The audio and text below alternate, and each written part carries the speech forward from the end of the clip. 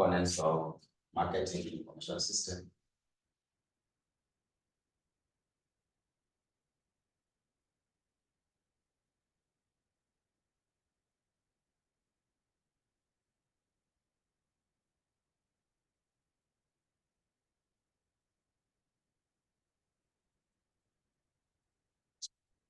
Component of marketing information system.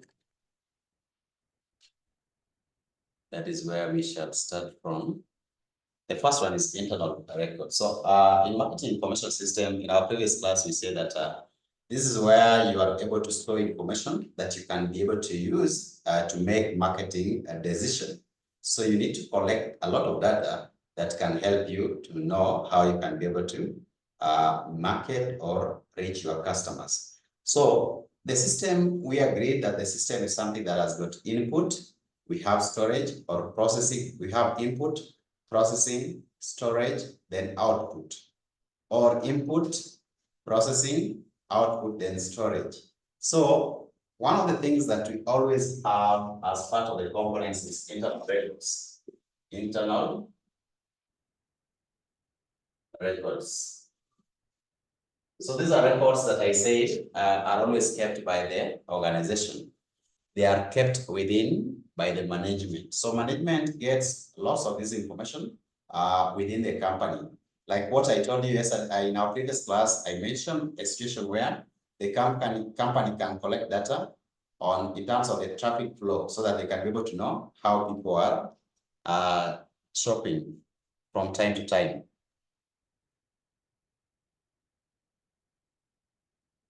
So we want to see how people are shopping from time to time. So what makes up marketing information system? The system is bigger. And so what are the constituents? What makes up that marketing information system?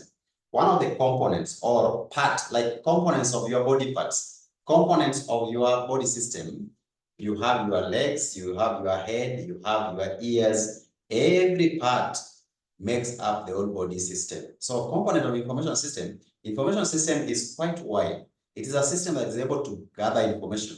But what are some of the makeup of this system? One of them is the record, internal record. So they can get information or they can keep information in internal records. They also have number 2, market intelligence. So you can get information that are within. You can also get information through market intelligence. Market intelligence, this is where you tell somebody to go and survey the markets. They collect for you data on what is going around. If people don't like your record, sometimes if people don't like your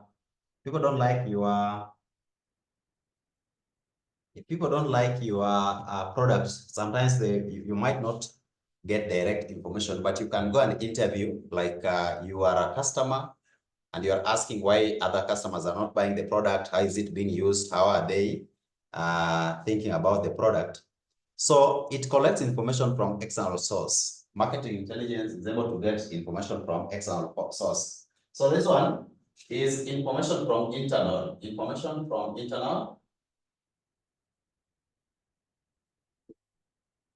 source. This one, information from external, market intelligence.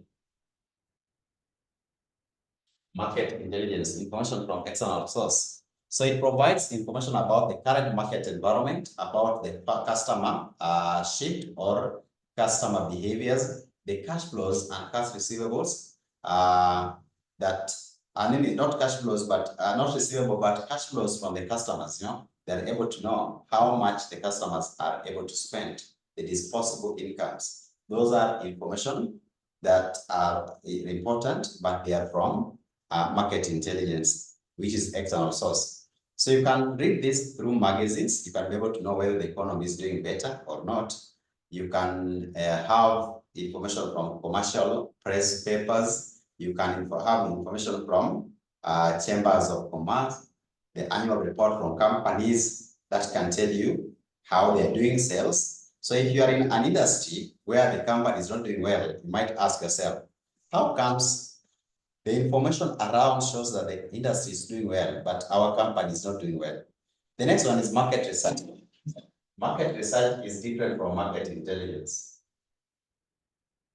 Market research.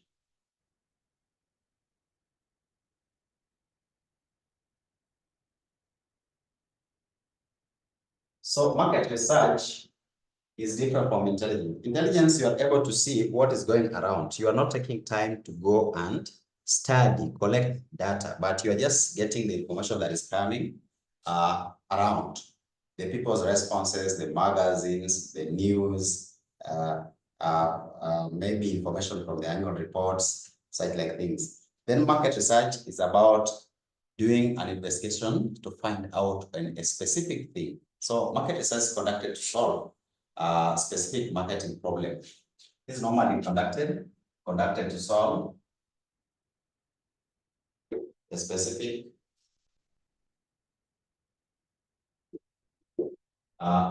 problem. The information that you get from that research, you can be able now to use to make a decision. So if it collects data about the problem, it will be able to analyze the data, interpret the data, and get a report that is very relevant. So the data is tabulated, analyzed, and conclusions are drawn from there. So in this one, you collect data,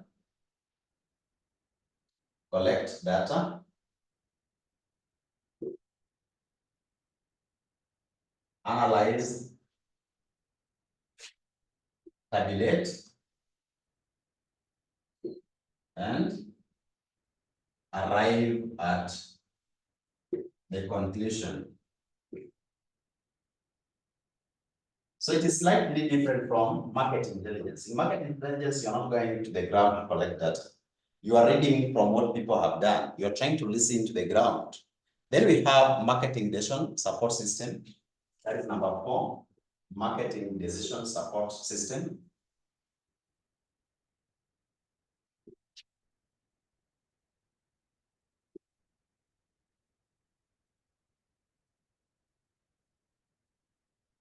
Marketing decision support system, it is a system that helps you to make decisions. It is a tool which helps managers to analyze the data and take a better marketing decision.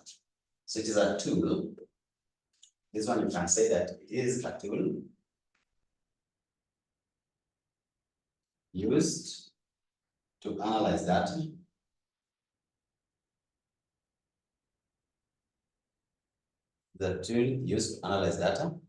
and take marketing decision and take better marketing decision.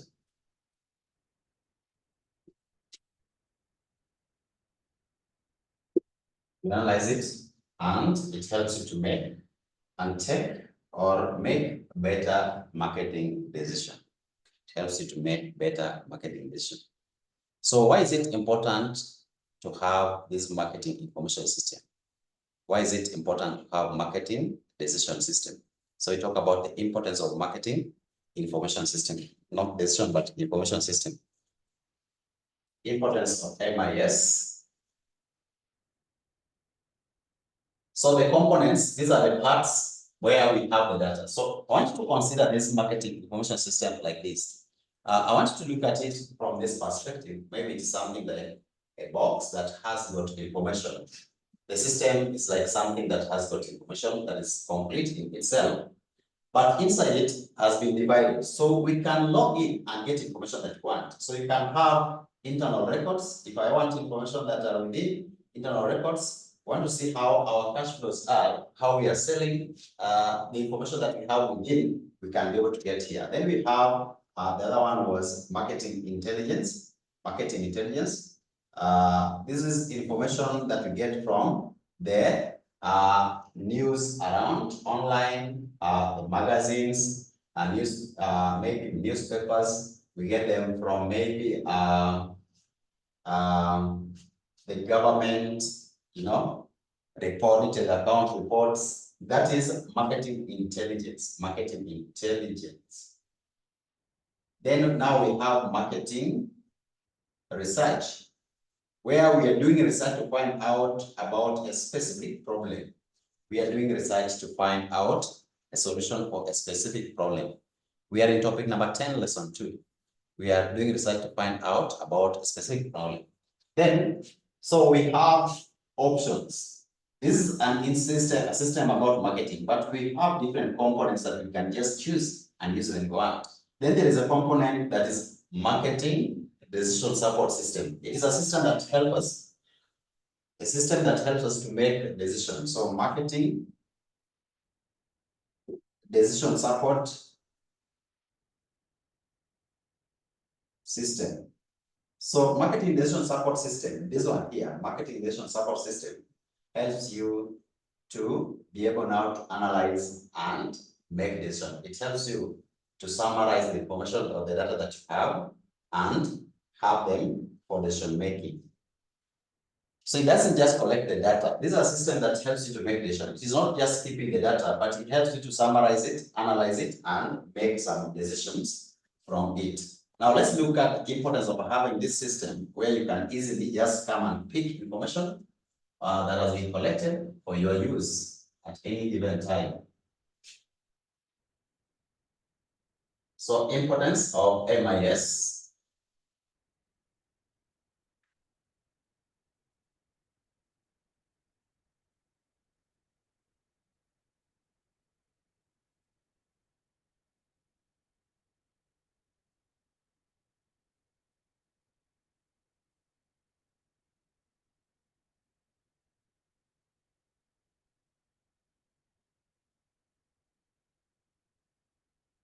Importance of MIS, that is a marketing information system.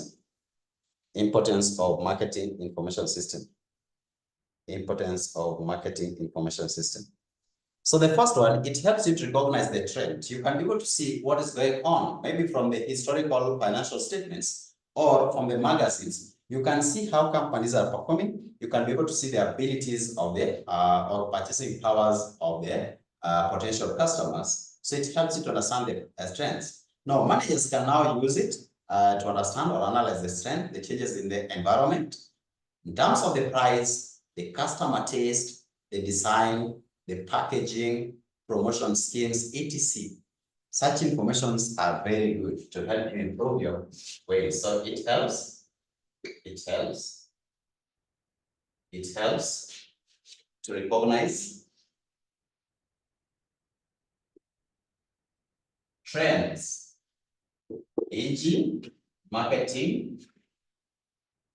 We can say that the packaging, example is packaging. We have pricing, product design,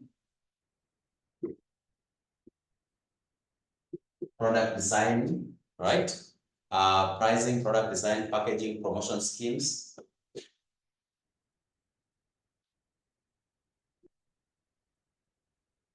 And such like this. So it helps to recognize that trend. The next one, it facilitates marketing planning and control. Facilitates marketing planning.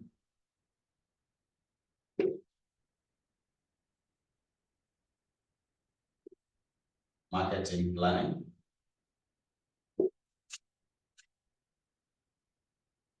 And control. If you have information, then you can easily plan on how to market and you can control whatever you're doing. The next one.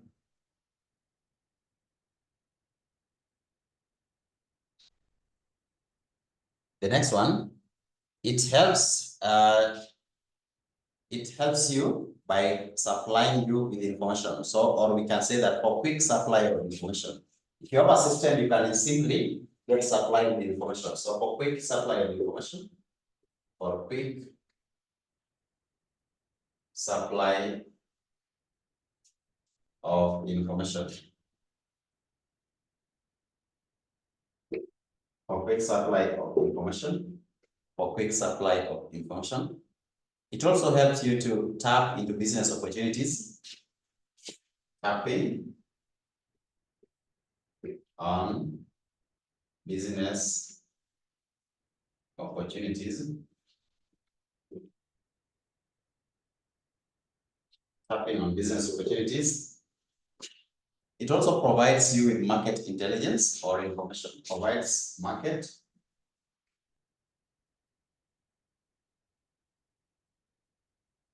intelligence.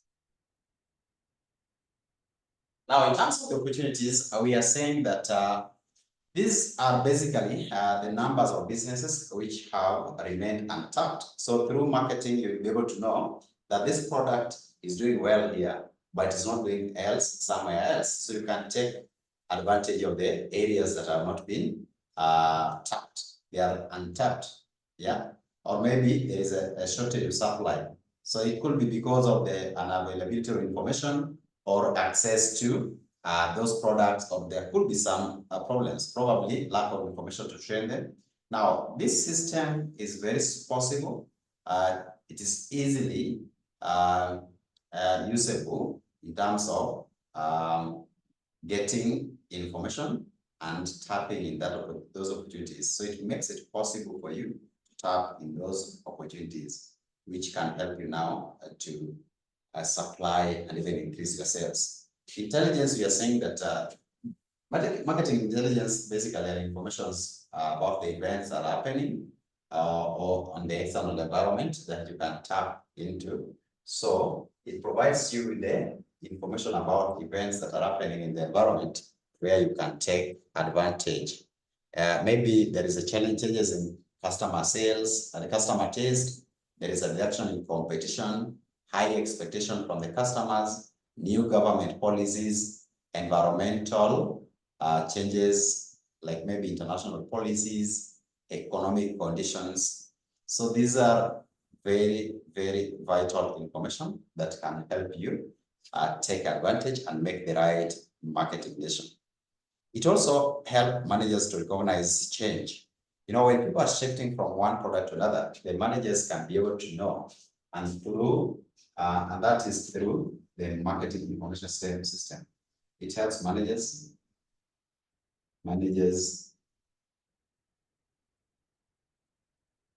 to recognize change. It helps managers to recognize change. Integration of information also. Integration is basically bringing things together. So it helps in an integration of information. Integration of information.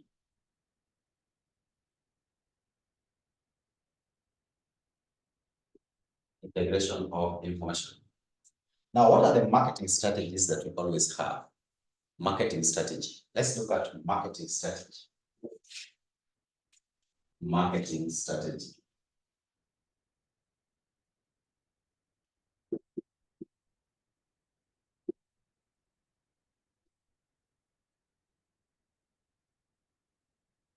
So I want to define the term marketing strategy and say that it is a comprehensive plan. It is a comprehensive plan. It is a comprehensive plan formulated particularly for achieving marketing objective. Comprehensive plan formulated. A comprehensive plan formulated particularly for achieving the marketing objectives of the organization. Comprehensive plan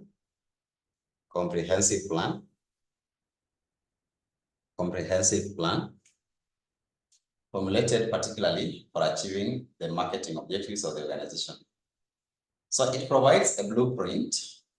It provides a blueprint. It provides a blueprint. It provides a blueprint.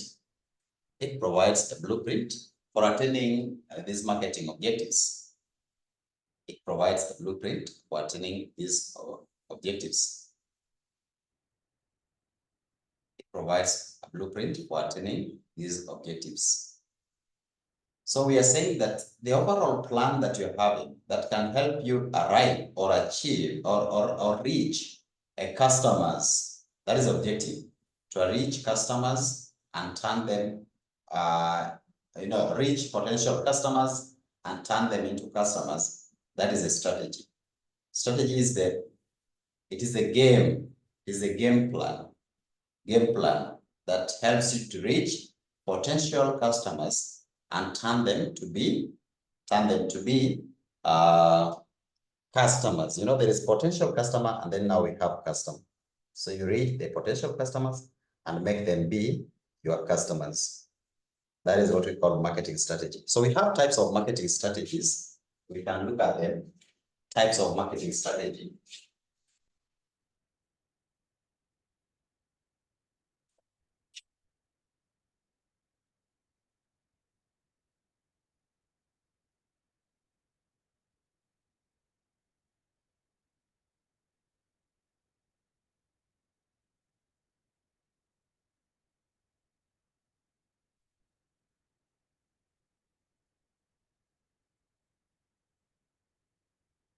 Types of marketing strategy.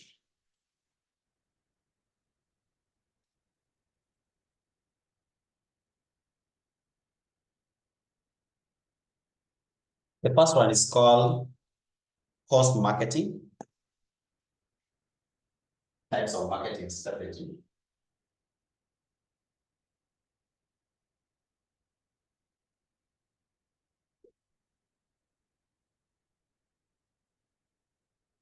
The first one is called cost marketing.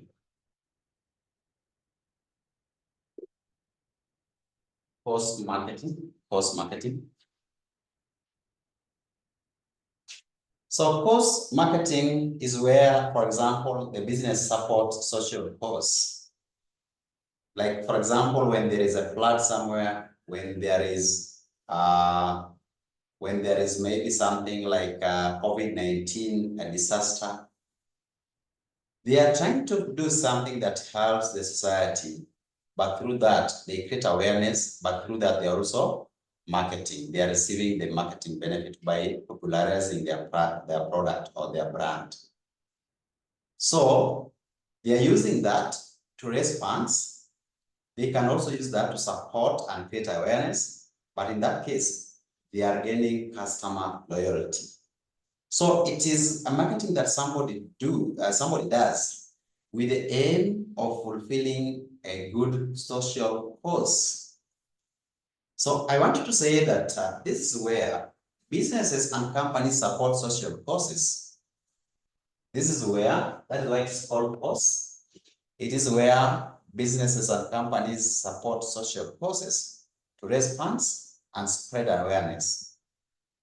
They support social causes to raise funds and spread awareness and receive marketing benefits and receive marketing benefits and receive marketing benefits like customer and brand loyalty.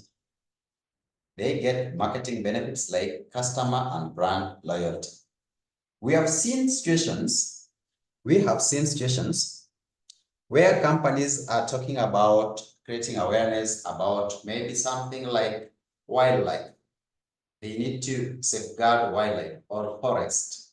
So they go and run in the forest, or they do planting of trees, they raise funds. But at that time, people look at them like they are companies that like nature. They go green. We also have companies that support like Heartrun, like Mata Heartrun. They are raising funds to help those who are struggling or have problems with the heart. That is one way of marketing. It is called cost marketing. I'll repeat once more that this is where businesses and companies support social cause to raise funds and spread awareness and receive marketing benefits like customer and brand loyalty.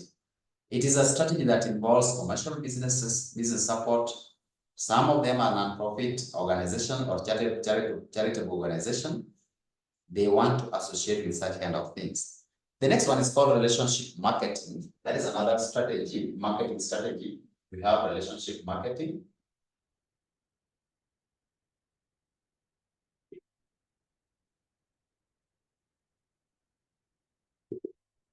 Relationship marketing.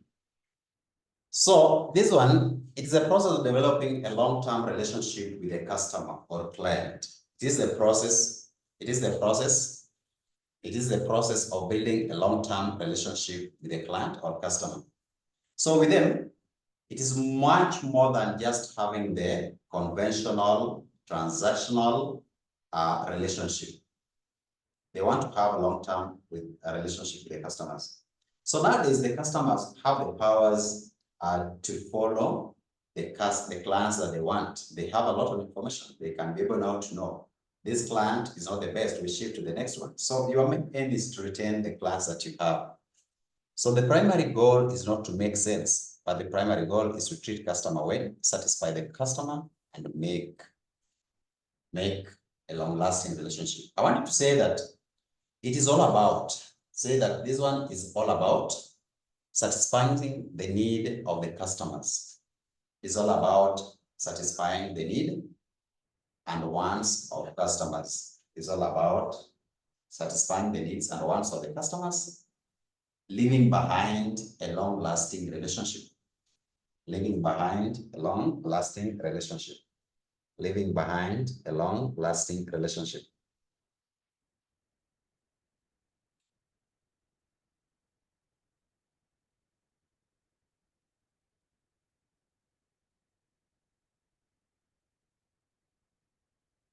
Leaving behind a long-lasting relationship.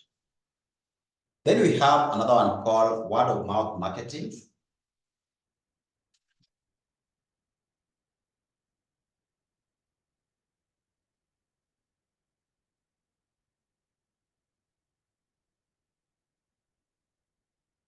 It's another strategy. So word-of-mouth marketing strategy is based on the principles of making a good impression to customer. You see, those who are selling insurance, they come to you word of mouth. Now, sometimes the problem is that they look very tired with some old shoes or unpolished shoes. But those guys, they use the word of mouth. So they want to have good impression. They want to talk to you nicely. They want to impress you to sell a product to you. So if a customer have good experience with the company's product, then they will refer it to their other friends through word of mouth. So word of mouth is where somebody is able to come physically, convince you.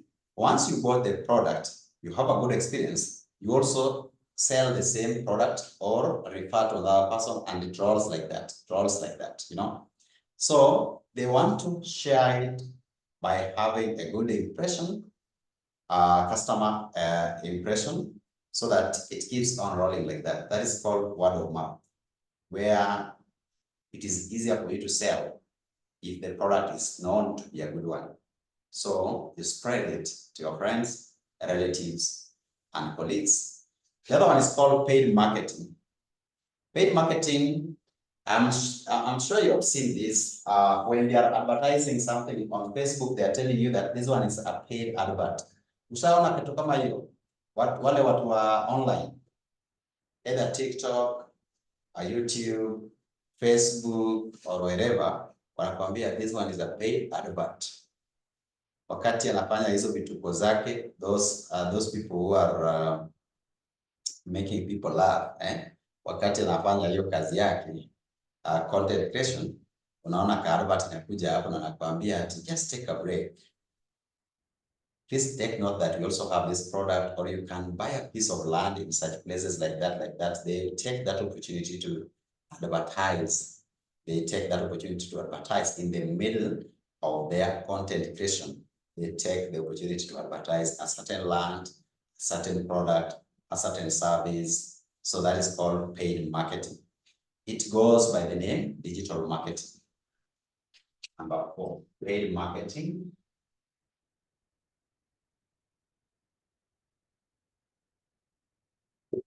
You also know it as digital marketing.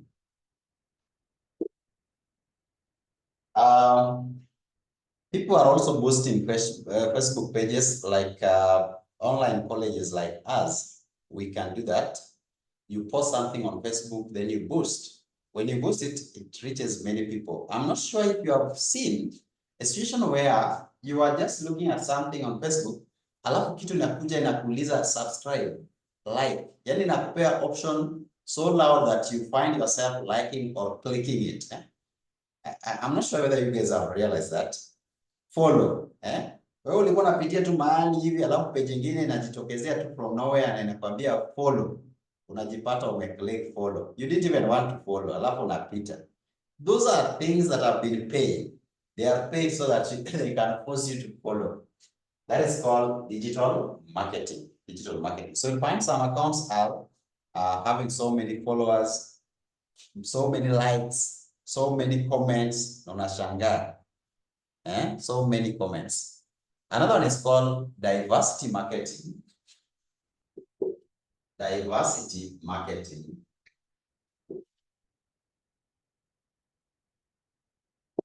Now, diversity marketing is a technique that business employ when they have to deal with a diverse population. So you need to know that you have population with different segments based on their attitude, class, behaviors, education level, views, experience, needs. So when you're marketing to them, then you need to be able to segment. You need to have different segment of customers and you know how to approach them. For example, if you want to sell something to people who are learned, it is different from selling to people who are illiterate. You want to sell something to people who have a certain belief, you need to find a way of reaching them. So it's called diversity marketing. I want to say that diversity marketing is employed when the business have got a diverse population as their client. It is employed when the business has got diverse population as their client. It is employed when the business has got diverse population as their client. And in such a case, they have to have different, or they have to plan for different segments based on the client's characteristics. They have to have different segments based on the client's characteristics.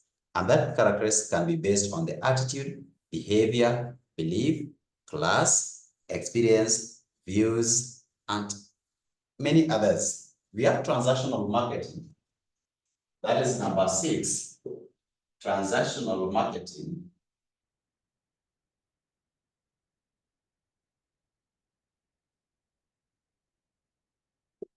So transactional marketing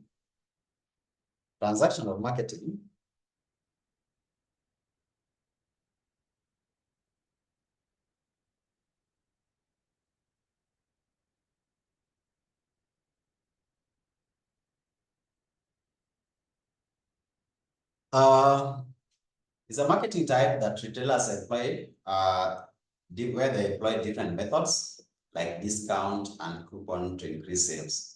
So people can do marketing, wanatembea pale nje wanakwambia buy one get one free. Buy one get one free, or get a discount of 10 shillings if you buy within this week. This normally happens even with supermarkets. And by the way, this is very strange. They will send you messages, then you know that Naivas has got offers. You wanna run ukienda Naivas. Ukifika Naivas, wanakwambia ati this cooking oil is now, the cooking oil is now 116. That is a certain cooking oil.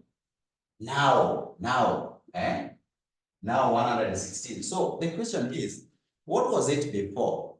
Now it is 116. What was it before? And who knows? Who told you that before it was not the same amount? Na wewe ukiona now offer, wakisema tu offer, now it is this. You don't even ask yourself what it was before. Wewe unajaza you unapenda offer. That is marketing too. And they know that whenever they say it is an offer, people buy a lot. Hata any product, watu wakiona tu offer, they don't even ask themselves. Ama wanakwambia ati 1500 wanakata hivi and then wanaandika 1399. Hapo sasa wametoa 100 101. But who told you that it was 15 before? Price, at the price 1500 now. Who told you it was 15? All right. Let's now proceed. So that is called transactional discount. So ask yourself that. We have e-marketing. This is basically internet marketing where you're able to set your SEO. Do you know what we mean by SEO? Search engine optimization. It is called e-marketing.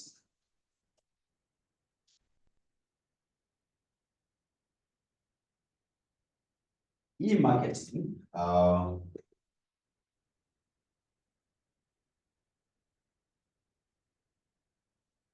e-marketing involves use of search engine optimization. Have you realized that there are companies that when you just search, unaenda tu kwa Google hivi,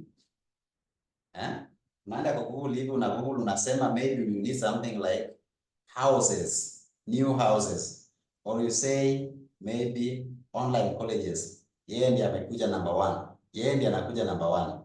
Why are they coming so fast ahead of the rest?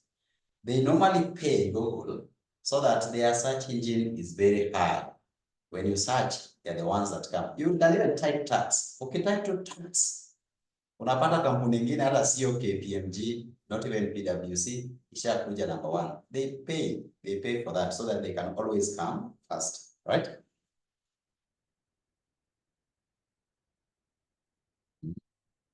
So, I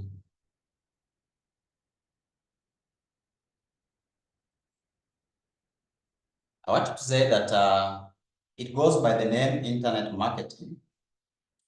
It means that the company uses internet for marketing its product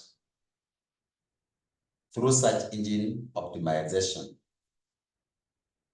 It is also called internet marketing. It is also called internet marketing, where the company uses internet to market their products, where the company uses internet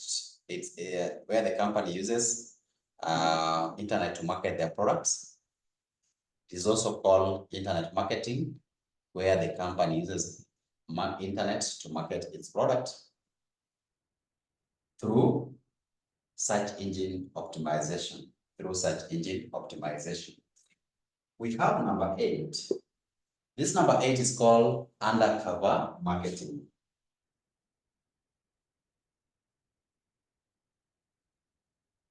Undercover marketing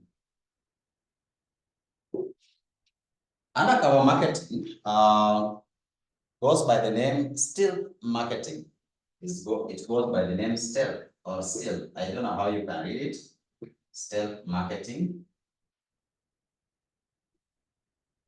Self-marketing goes by the name stealth marketing.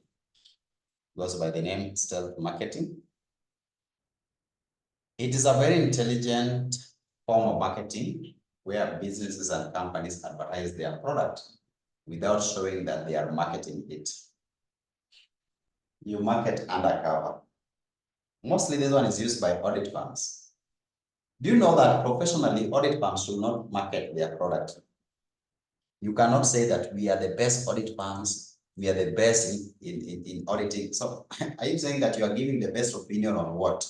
As professionals, you cannot say that you have so much or better experience than the other. So it is assumed that as long as all of you are qualified, all of you have been given license, then there is no better audit firm than the other. But because we need customers, we have to market. How do we market? We show you things that will be able to expose our presence when we don't want to say that we are here to look for you. We are looking for you. We need you. No, we don't say that.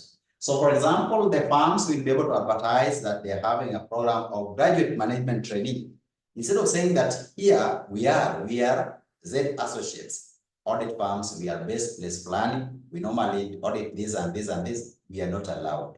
What do? We go to Facebook and say, maybe we are having a graduate management trainee. Then you have one of the graduate management trainee explaining the benefits that he has received and the experience that he got from us. Sasa hiyo ni the indirect marketing undercover. Or maybe we are telling you on Facebook that we are happy to announce that we have appointed a new CEO, or we have a new managing partner with 10 years experience. He is specialized on taxation, system audit, tax health check. He specializes on maybe governance. So what are we trying to tell you? We are trying to tell you that now you can come for audit. System audit we do governance, we do tax health check. We also do maybe HR, consultancy. We do bookkeeping, but we don't want to say that we do. We tell you that the person who has joined us is good in that, so that you know that now we can sort you. That is undercover marketing, right? It's called undercover marketing. I won't explain much of that because we have number 9, which is called offline marketing. Offline marketing, we have offline marketing. Offline marketing is also known as the traditional marketing. You can call it traditional marketing, traditional marketing if you like.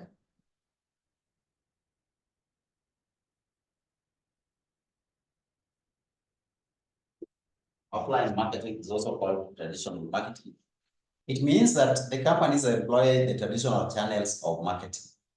They employ traditional channels for marketing, like they use TV, radio, the gazettes, print media, billboard, pamphlets, newspapers, ads, and such like. Those are called offline. We are not going online using the traditional marketing, radio, TVs, billboard, pamphlets, newspapers, and such like. So in this age of technology, of course, we expect you to have e-marketing, but some people still go through this to make their products known. Now, what are some of the importance of having a good marketing strategy? Why is it good to pick the best marketing strategy here? These are strategies that you are expected to use. So, why is it good to have a marketing strategy? The importance of marketing strategy become again. Maybe somebody can shout one point, the importance of marketing strategy.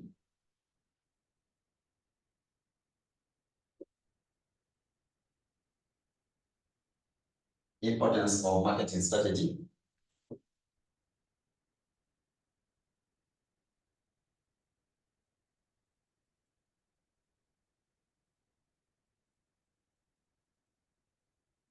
Number one, it provides an organization an edge over its competitors. When you have a good strategy, you'll always be ahead of your competitors. Like the one for E, hiyo ya online. Una search hivi, ishakuja number 1.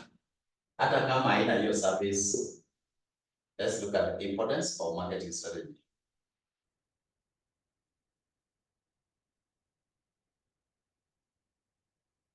The first one, I won't write all of this. I want you to write instead, but then you be fast. Say that number 1, it provides an organization an edge over its competitors, or just say it gives competitive advantage. It gives competitive advantage. Gives competitive advantage.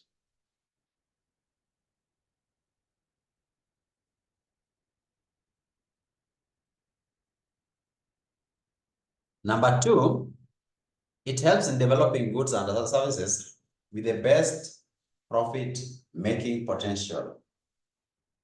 It helps you to develop goods and services with the best profit-making potential.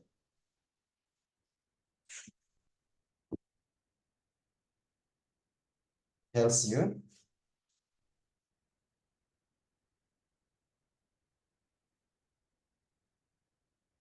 to develop goods and services with the best marketing potential.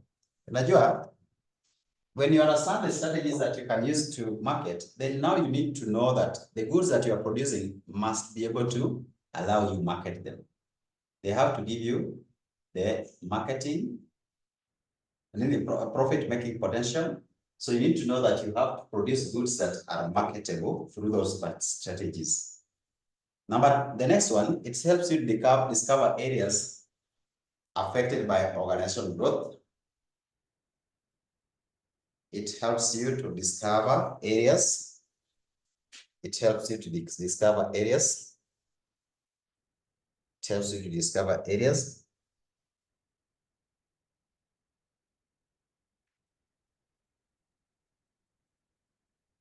It helps you to discover areas. It helps you to discover areas affected by the organizational growth. And therefore, creating plan to cater for the customer needs. And therefore, creating plans to cater for the customer needs. And therefore, creating plans to cater for the customer needs.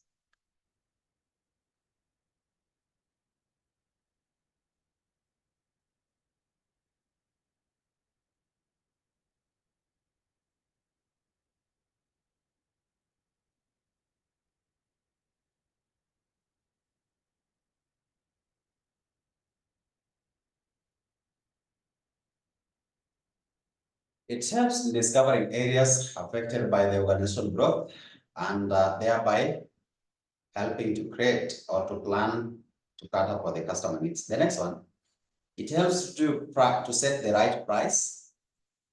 It helps to set the right price or the correct pricing. It helps in pricing goods and services. It helps in pricing goods and services. It helps in pricing goods and services. It helps in pricing goods and services.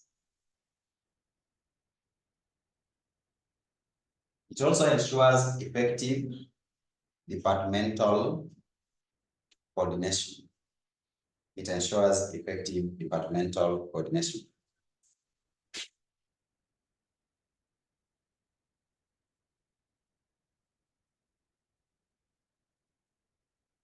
It ensures effective departmental coordination. It ensures effective departmental coordination, meaning that every department will be coordinating if they understand the right strategy that are used in terms of the finance, the marketing, and the product team. Product, marketing, and finance team must work as a team. They have to coordinate. It also helps in optimal utilization of resources. It helps in optimal utilization of resources that are available, right? So if you have the resources, you need to know that these resources can only help us in marketing through main media, or better we use internet, or we can do the physical, whatever method that you have, word of mouth, you know that. So you need to know the strategy. It helps you to have optimal utilization of resources. Optimal utilization of resources. Optimal utilization of resources. Optimal utilization of resources. Optimal utilization of resources. It also helps you to fix the advertising budget in advance. It helps you to fix advertising budget in advance. It helps to fix advertising budget in advance. It helps to fix advertising budget in advance. It helps to fix advertising budget in advance. It helps to fix advertising budget in advance. What is marketing research and marketing intelligence?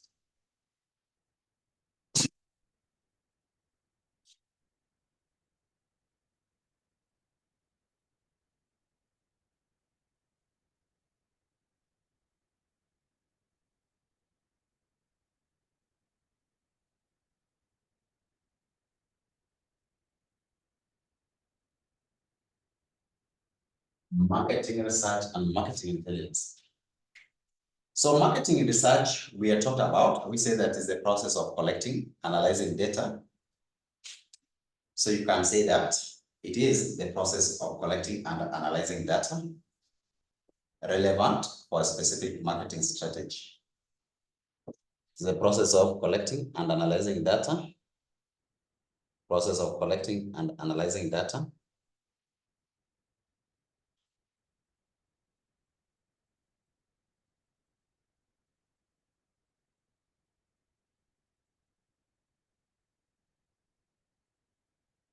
It is a systematic process of collecting data and analyzing them. Process of collecting and analyzing data. Process of collecting and analyzing data relevant to a specific marketing strategy. Relevant to a specific marketing strategy. Of course, market research involves looking for this population size, the location, makeup of the product market, the potential potential customers, and such like things. So you need to know what are the products, who are the potential customers, where is the size, what is the size of that population that you're targeting, target population, and also their location, their location.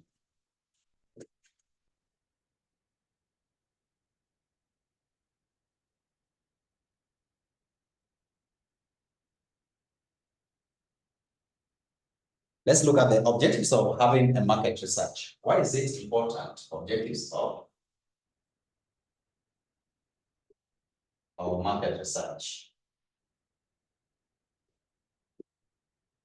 What they want to achieve.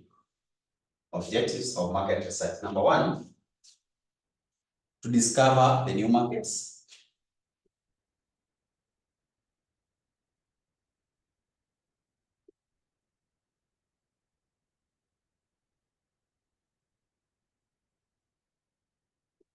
Discover new markets.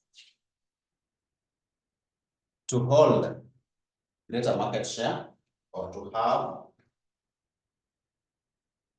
greater market share.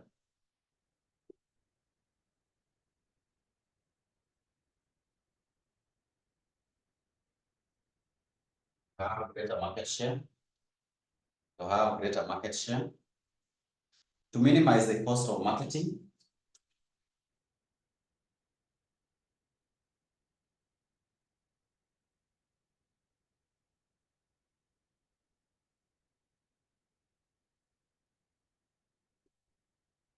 Minimize the cost of marketing.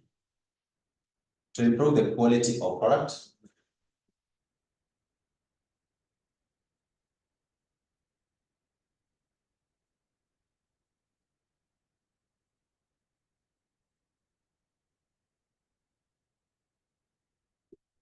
Improve the quality of products.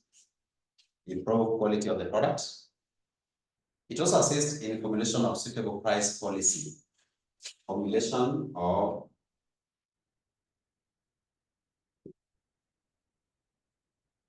suitable price policy. Formulation of suitable price policy. Formulation of suitable price policy. Effectively face cutthroat competition. To effectively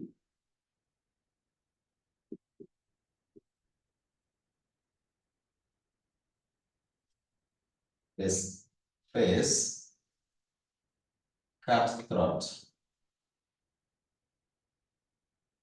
competition. It helps you to face that very stiff competition. It helps you to face that cutthroat competition. It also helps you, it helps to make liaison with the ultimate customers. Helps to make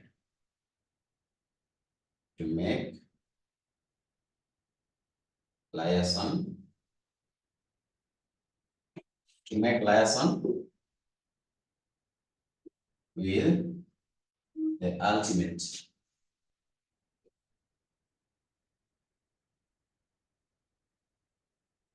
customer. It helps to make liaison with the ultimate customer. Helps to make liaison with the ultimate customers. It also helps to analyze external environment. To analyze external environment, you do research to analyze external environment. Analyze external environment. Analyze external environment. Analyze external environment. To analyze external environment. So let's look at methods of market research. Methods of market research.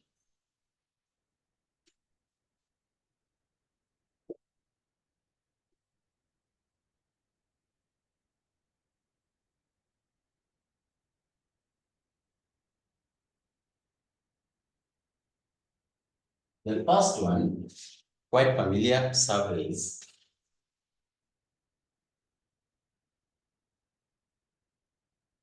That is the first one.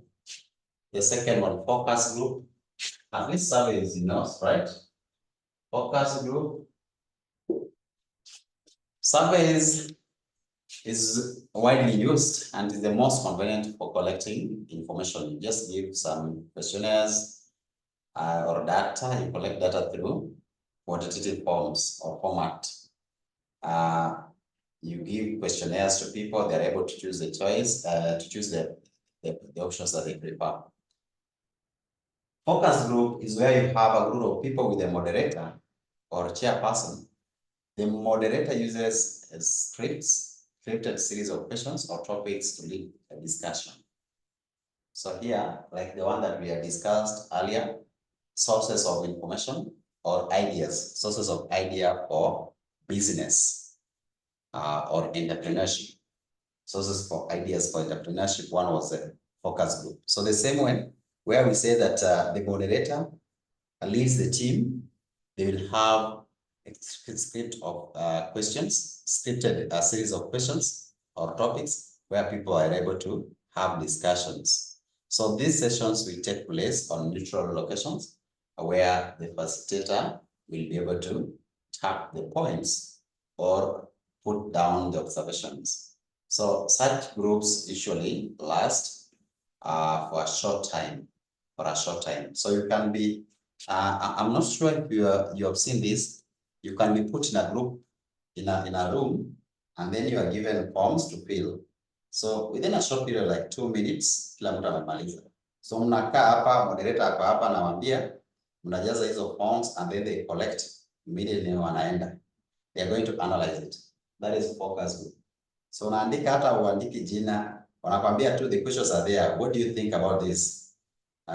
Like most of the time in universities, when the semesters are ending in the universities, they normally ask students to share their experience with the teachers. Like the units, you can say the best performed unit. How was the teaching? Was the teacher using practical experience or practical scenarios? How are the tools? Were you having library? Were you satisfied with the work of librarian? Were the materials being shared? Is it physical, electronic? That is a focus group. They are collecting information, and of course, there's somebody who will be leading the process to collect the data, and those data can be used. It's different from survey. Survey, you'll be able to walk around and then outside the location, you collect data from people as you tick, right? So it is not a group of people brought together. So we are saying that the next one is called personal interviews. Personal interviews, number 3.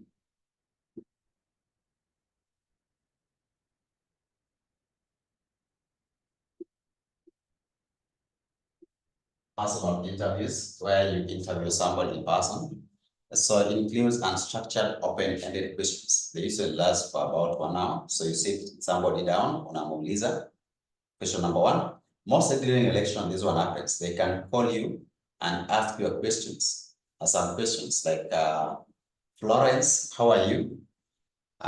Which constituency are you voting at? Who is your preferred candidate in that constituency? Why do you prefer that candidate? So they are open questions, but they are like one-on-one interview. It can be over the phone or one-on-one, but it is personal interview. Nakuuliza, why do you prefer that candidate, right? If not him, who else do you have chosen or elected? That is it. Then we have another way called observation. Observation, that is another way of collecting information or doing research. You can do research through observation, right?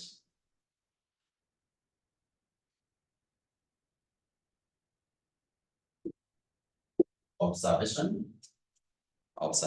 Then we have product test. Of course, observation, I'm sure that you know there's one product test. I gave example with this that when you go to supermarket, you find people wamevaa nguo na jina ya product. Just there, maybe imeandikwa Omo, or maybe imeandikwa Hotels, or maybe imeandikwa a certain product too. It can even be ACC, or maybe Mount Kenya, the product, or Pwani Oil. Na amenyamaza tu, and observe the way people are picking, the flow, how people are buying the products. So they can be able to write some reports. So when you observe consumers in action by videotaping them in stores, at work or at home, you can observe how they buy and use the product. This gives you a more accurate picture of customers' behavior or habit and their shopping patterns. The next one, we are talking about the next one to be the product test. I'm sure that you have seen this as well. People can first have the first sample of products. They see how people are using it. They can even give free. You have seen those promotions where they're giving you product free, then they want you to tell them the experience. So here, the potential customers are given the opportunity to try out the product for free and to give their views. Their views are inquired. So this is very useful. It is very successful method since the customers directly interact with the product. So unapewa hiyo product alafu unaambia, what is your experience? What can we change from this product?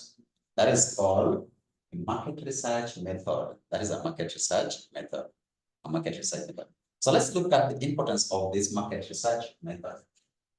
We had the objectives. I know they are quite similar, but let's look at the importance of market research. Importance of this market research.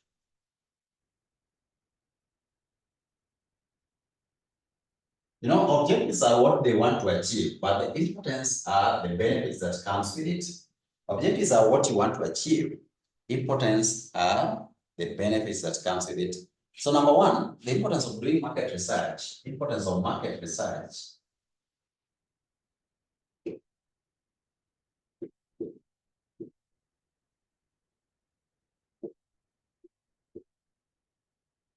Number one, we are saying that reduction of risk. You don't just produce so much goods that cannot be sold. Reduction of risk.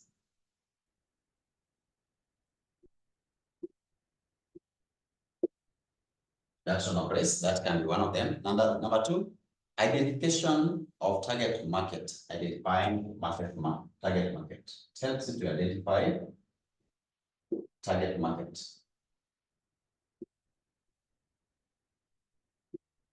It helps to identify target market. New product ideas can also come through marketing research. Through observation, you can come with a new idea. New product ideas. New product ideas. New product ideas. New product ideas can also be there. Discovering new use of existing product. Which product was this?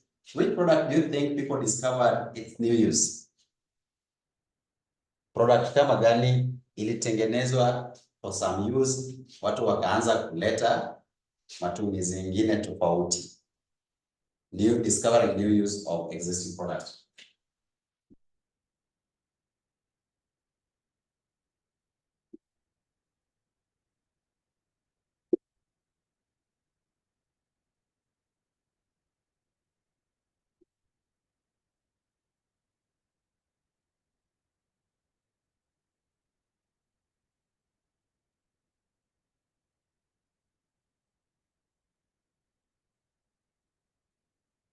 Which product was it?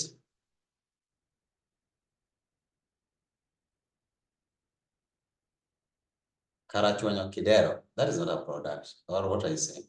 Yes, as a new. Jiko and gas. Watu wamegundua njia nyingine ya kutumia hiyo. Ruth, which product do you think that was made for a specific use, but watu watagundua? Barakoa. Yes. You know, I used mask for the first time when COVID was there, and I didn't know the difference between these ones. They are called medical or what? Kumbe wanatumia gunia in Nairobi. I have some people in Nairobi who are very funny. Wametumia hii gunia, hii pepa ya urubagi. Anakata vizuri na kuna sura inakaa kama ile ya usi. I bought it at 200 urubagi. Lawrence, sisi tulibuy urubagi at 200. I didn't know the differences. Who else experienced that? Hey, barakoa. If I meet you, a class aida songa. Ruth, what did you experience? Florence Sema, to scare your experience. Tusikue serious sana in class. No, thank you. So the same happened to me. There's this black Uru bag. So police in Ebir, oh sorry. Then just Just say it. Someone mtu aliniuzia black Uhuru burger that it is barakoa only to realize this imeanza kubutno. Sometimes, yes. That is true. That is what people do. Hey, something happened to me. I did use barakoa. Are you sure, Sadia? Huh? Yeah, I was using Ninja. Ninja. Ninja? Wasn't using. What is ninja? Yeah. How old? Another one is sanitizer. We even bought spirit. Tunaambiwa hiyo spirit inaua hizo nini? Inaua hizo corona. Ikianguka mahali unapanguza na spirit. Maisha Mungu ametuokoa kweli. I was missing these classes. Most of Florence. Unafunika the whole face. Sadia, welcome back after a long holiday. Another product that people have identified its use is hii inaitwa kukamua. How do you call that hiyo mafuta? Ilikuwa imetengenezwa Arimis. Arimis was basically for kukamua. Lakini siku hizi people realize that it is good with the body. The way it softens. So it is a good one that people are now using. Okay, watoto wanatumia. Hii watoto wanatumia, by the way. It is very good with children. Hiyo ni ukweli. Ama ni aje? Wenye wako na watoto, si hii mafuta iko sahi. Eh?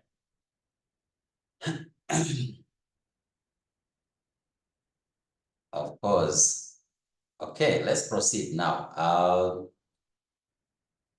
So we are saying that you discover new use. The other one is a plant production. You can also plan on the amount to produce. Plant production.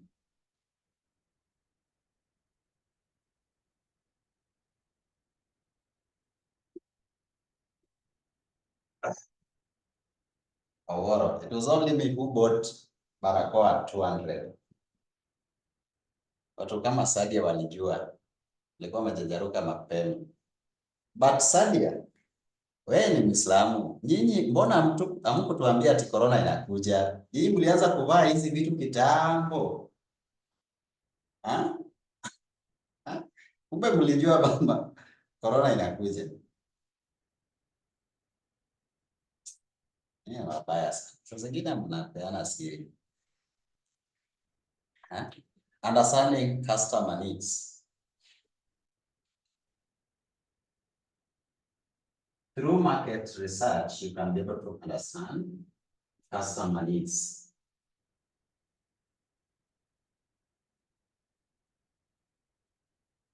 But pia hiyo barakoa ilisaidia watu wenye wako na sura mbaya, wenye hawana meno. That was the risky time. It was the riskiest. Can I say riskiest? Is there English like that? It was not a very good time to approach somebody for a relationship. Utajipata umeongea na mtu hata hana meno. Anyway, you guys suffered.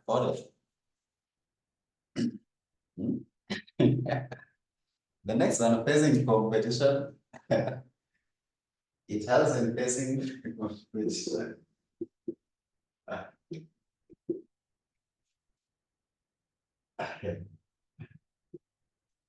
Facing competition, you can face competition with a lot of confidence because you have knowledge about the market and you know how to go about it.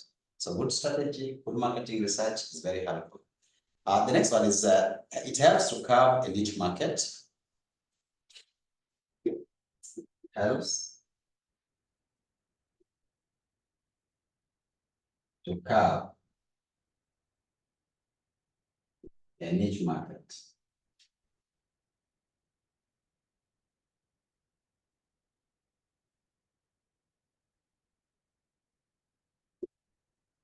It helps to carve a niche market. It helps to carve a niche market.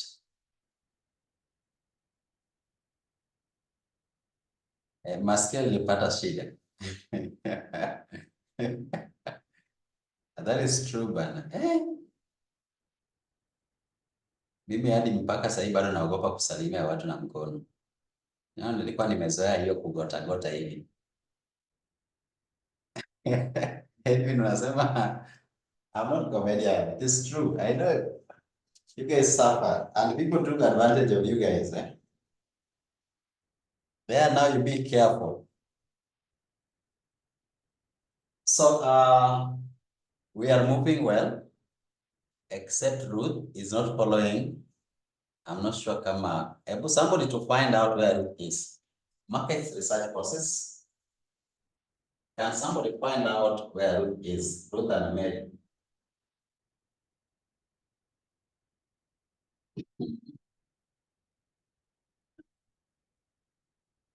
Ruth and Mary.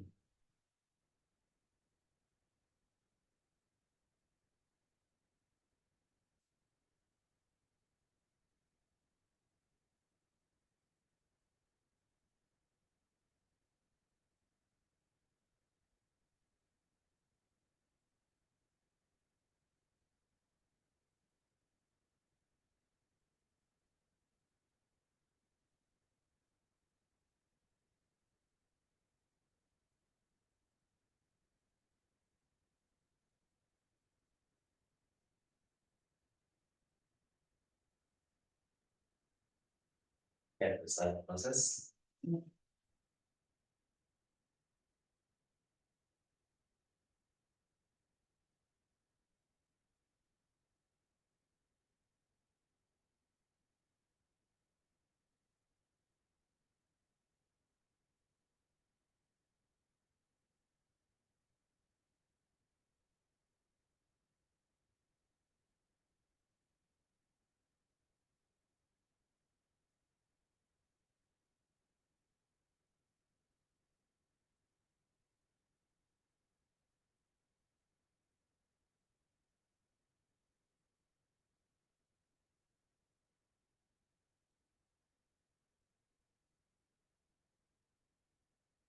So I want to say that the following are steps followed while conducting market research. The following steps are followed when conducting market research. When you're doing research, you follow the following steps. The first one is called identification, or you just say identify and define the problem.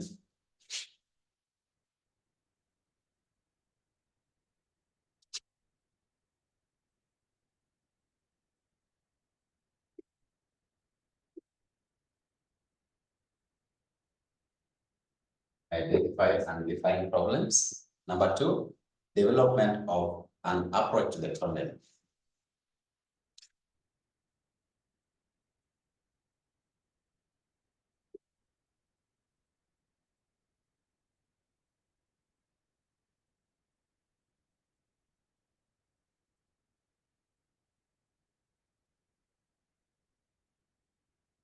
Development of an approach to the problem. Development of an approach to the problem. Research design formulation.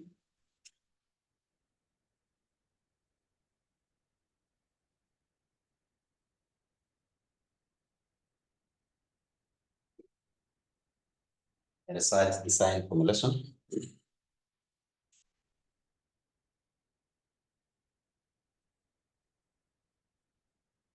Fieldwork or data collection.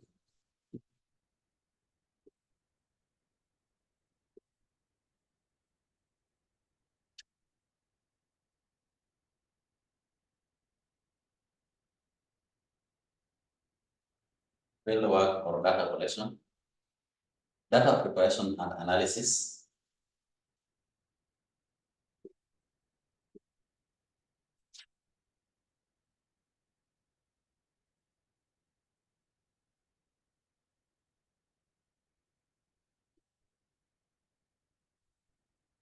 Data preparation and analysis. Report preparation and presentation.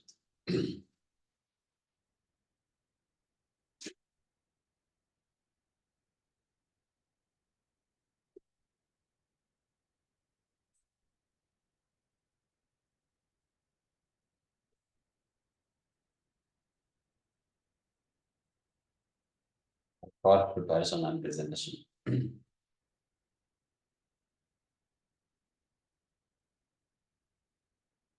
So normally, when you are doing research, you start by analyzing the problem.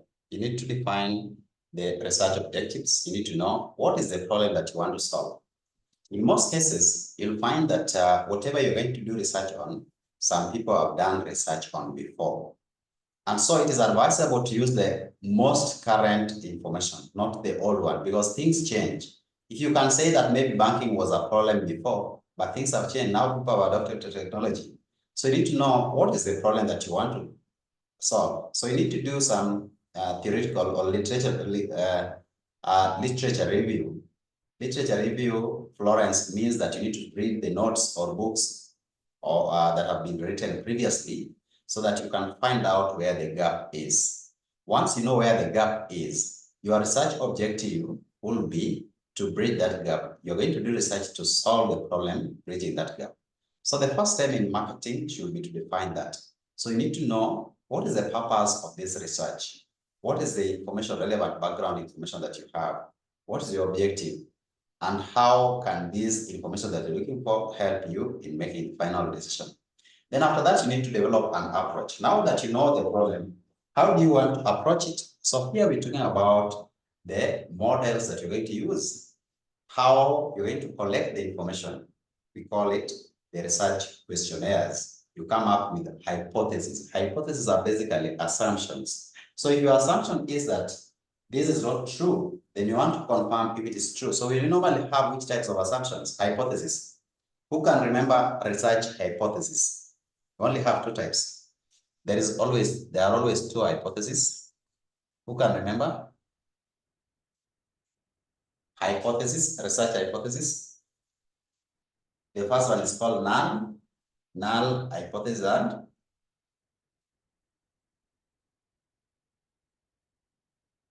null and ama hiyo niache muende mtafute.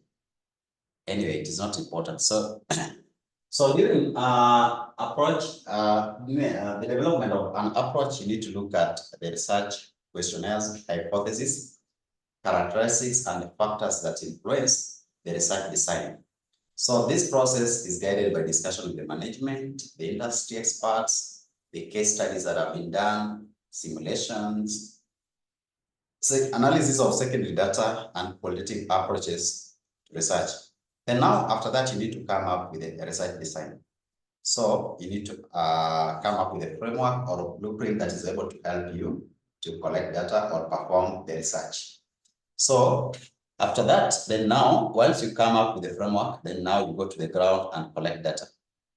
So research design is where you're coming up with the strategies of collecting data, like the questionnaires, the sampling criteria. You need to design the questionnaire sampling criteria. You need to understand your case, your population of study. Then now you go to the ground to collect data.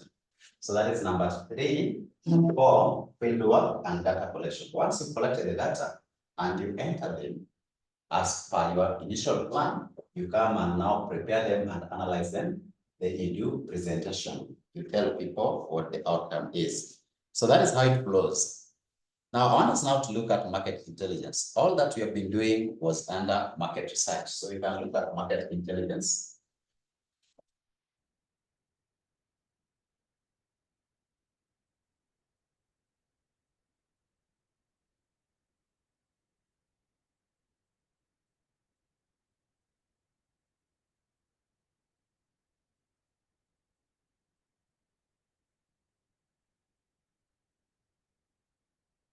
So market intelligence is the information relevant for the companies to make a decision. So you can say that it is the information relevant to companies' market information. It is the information relevant for the company's market information. It's gathered, analyzed to inform the company on the marketing information. So that information, you can gather it through the gazettes, through maybe news. You can get it through online. That information is very good. So market intelligence is not only recognized does not only recognize the product, the 4 Ps, that is the product, the price, the production, and then promotion of the place. It also recognizes the prototype, that interdependence in a way that enables the company to consider multiple options and the related risks. So that information also helps you to understand the options that are available and the risks. So it doesn't consider only the product, the place, the 4 Ps that you learned. So the key thing here is that market intelligence is basically relevant information that helps the company to make marketing decision. So those informations you can analyze them. Now, what are the importance of having such kind of information, which we call market intelligence? So it is different from a research. Research, you go to the ground to collect, but this is information that you gather around from the environment. So importance of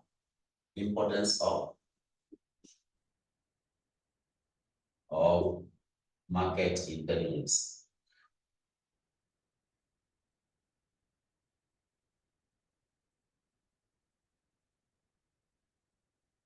Importance of market intelligence. Number one, it helps increase customer retention. It increases customer retention.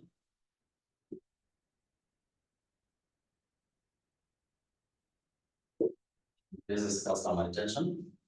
It helps you to, so strong information will be able to help you to find new customers and retain the new ones. It also gives you competitive advantage.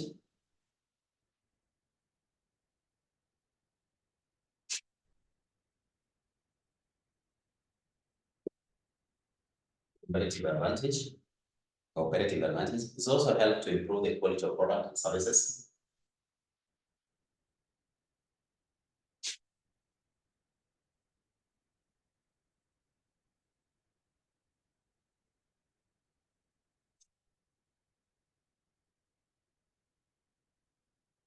It helps to improve the qualities of product and services. It helps to improve the quality of product and services. A holistic view of the market. It gives holistic view of the market. It gives holistic view of the market. It gives holistic view of the market. It helps to improve marketing strategies.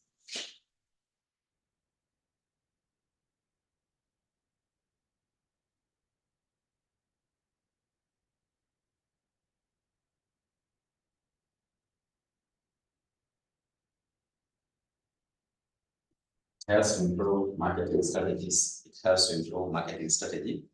It also helps to improve sales. So it leads to higher sales conversion rates.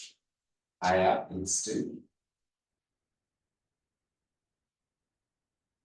sales conversion rate.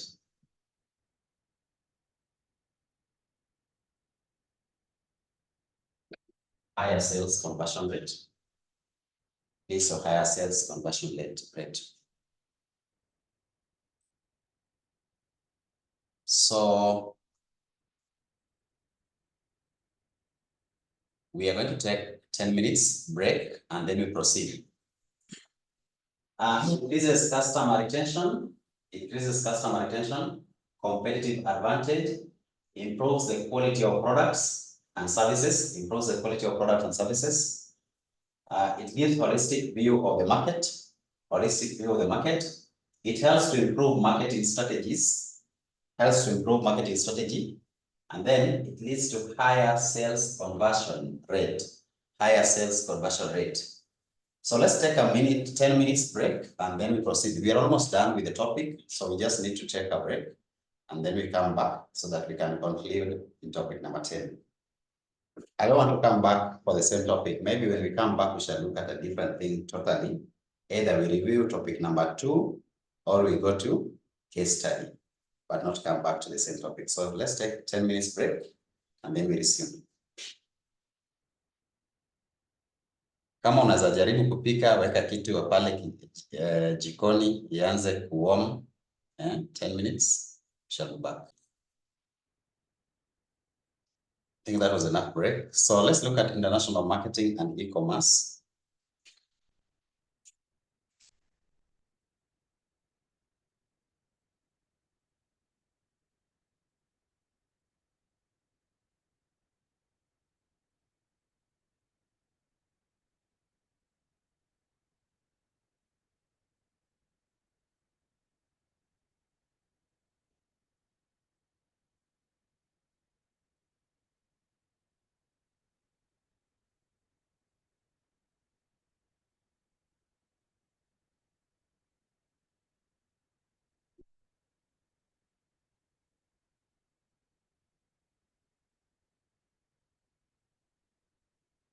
International marketing and e-commerce.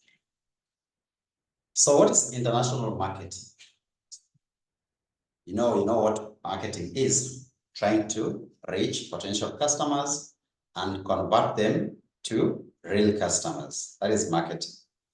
But now you're doing it international. You're not doing it within the country. So somebody by the name Katerra Graham, they are trying to define international marketing as the performance of business activities designed to plan, price, promote, and direct the flow of companies' goods and services to consumers who are in more than one country, more than one nation, for a profit. So they are trying to say that it's a way of making sales, promoting, pricing goods and services to consumers who can use them in more than one country. That is Katerra and Graham. Another scholar by the name Tapstra and Sorathi, they are saying that it consists of finding, international marketing consists of finding and satisfying global customers. Maybe I think that is a better definition. So maybe you can say that international marketing is the exchange of goods and services across national borders. It is the exchange of goods and services across national borders to meet the requirements of customers. To meet the requirements of customers. So it is about finding and satisfying the needs of international customers, both international and domestic, right? Both international and domestic. So the key word here is that it is about trying to satisfy the needs by providing them with goods and services, but those customers are not within the country only. They are in more than one country. So let's look at the features of international marketing. Features of international marketing. I don't know if the definition is well okay with you. We say that it is the exchange of goods and services across national borders with the aim of meeting the requirements of customers. The requirements of customers is the same as satisfying their needs, with the aim of satisfying their needs. So let's look at now the features of international marketing.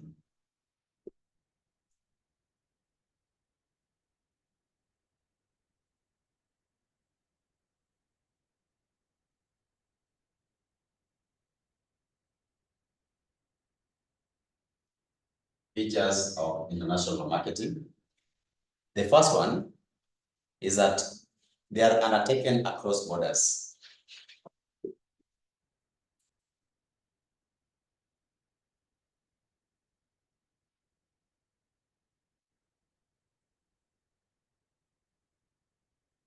They are undertaken across borders. They are undertaken across borders. That is the first one.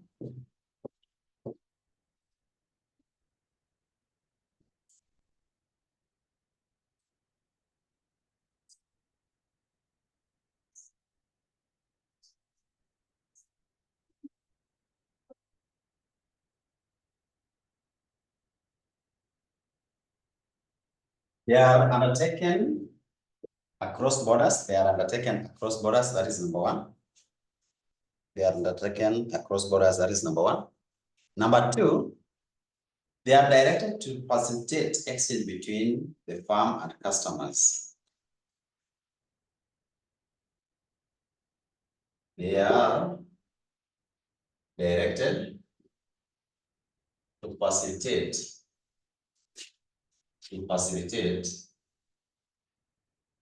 exchange between customers. They are directed to facilitate exchange between customers and firms of foreign countries. Between firms and customers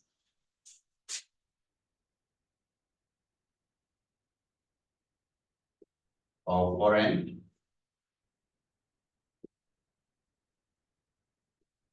countries or foreign countries or nations or foreign countries or nations. So their main aim is to facilitate them. The next one, it is aimed at satisfying needs of international or global customers. Aimed at satisfying the needs of international stock global customers. International stock global customers. International stock global customers. It involves two or more nations.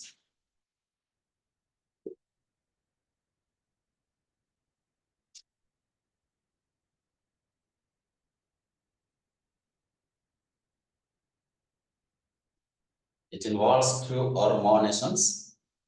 It involves two or more nations. It is more complex and hence difficult.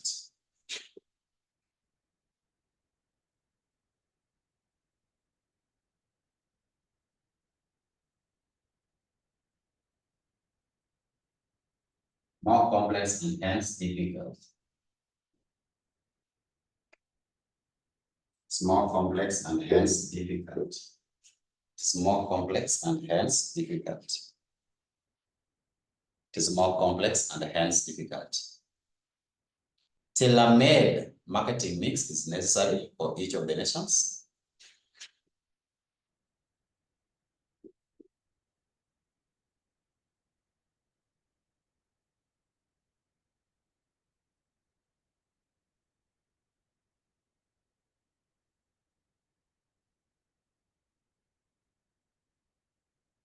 So what do we mean by this? When you say that tailor-made is necessary for each nation, it means that if you are marketing internationally, then the way you can market to customers in Kenya might be different from the methods that you can use or strategies that you can use to market to companies in a different country like Uganda. So you're saying that you need to tailor-made them for different customers. So the definition in marketing is normally taken in reference to global business environment. Marketing decisions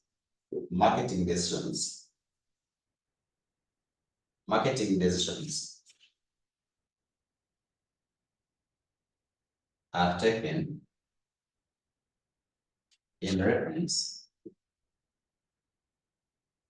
to global environment, global business environment.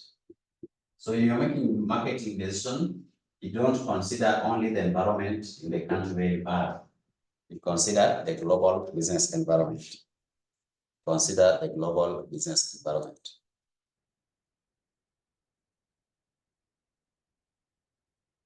Consider global business environment. Marketing decisions are taken in reference to the global business environment. So let me grab this so that you can proceed from here.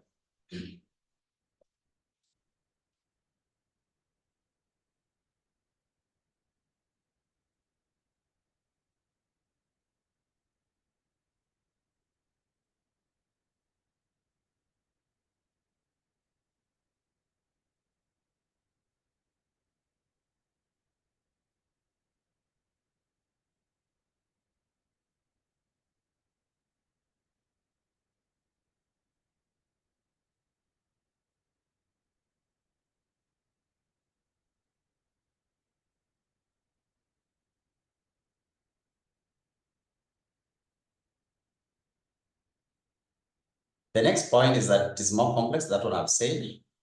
The next one is that it offers attractive opportunities along with challenges and threats. That is the next one. It offers attractive opportunities along with threats. It offers attractive opportunities along with threats. Along with threats. The next one, the role of trade agencies seems to be very critical here. The role of trade agencies seems to be very critical here. Or there is a critical role of trade agencies. There is a critical role of trade agencies in marketing products in other countries. So you need trade agency to market your product in other countries. There is a role of international trade agencies. So you see now, for example, for Kenya, they need to market their tea in other countries. They need to market their tea in other countries. So that is international trade agencies. They are going to trade to market your products in other countries. So their role is very important because without them, you might not know the availability of market and the customers might not be aware of your products. Let's look at the importance of international marketing. Why is it important? Importance of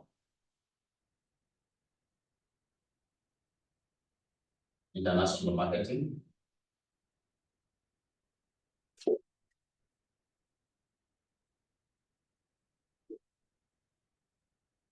The first one, it leads to wider market. You'll have more wider market. Number two, earn foreign exchange. It will earn you earn foreign exchange. Earn foreign exchange. Spread business risk.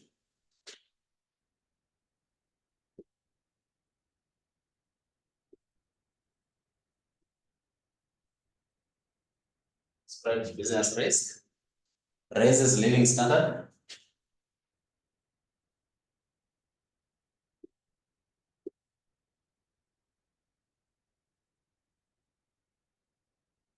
Raises living standards because you get more money. Ensure optimum utilization of resources.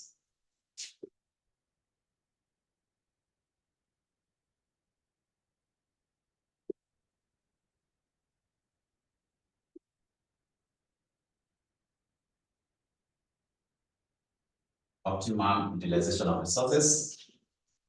Optimum utilization of resources. It facilitates cultural exchange.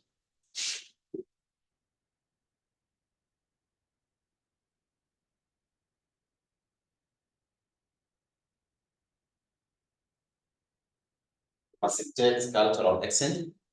Promotes world peace.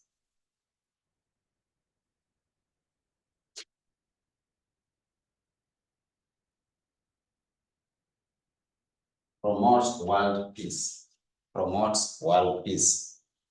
Then barriers to international marketing.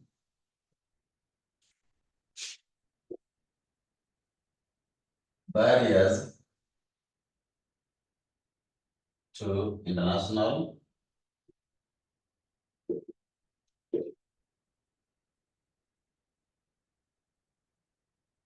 marketing.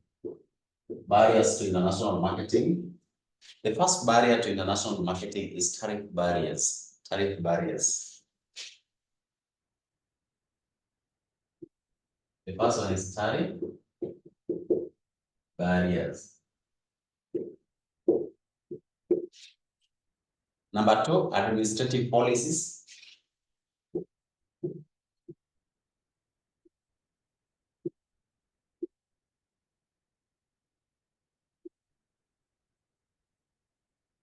Administrative policies. Considerable diversities.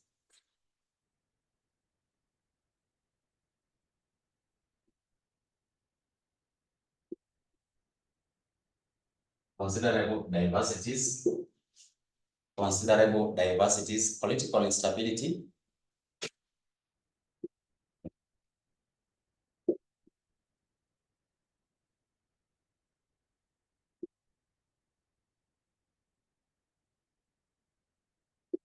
political instability. The next one, political instability. The next one is diverse geography. Diverse geography. Diverse geography. Diverse geography. Variation in exchange rates.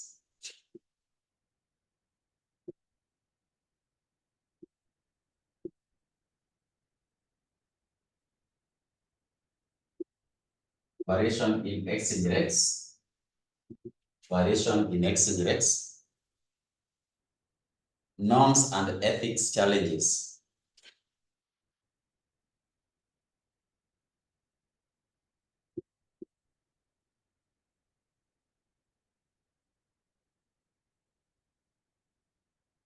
Norms and ethics challenges. Terrorism and racism.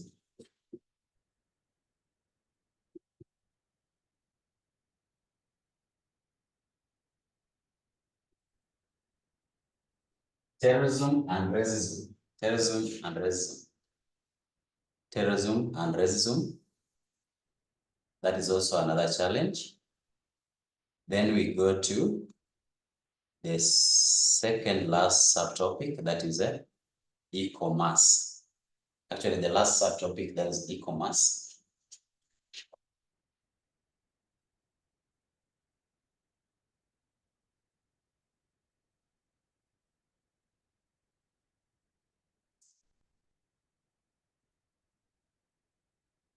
E-commerce.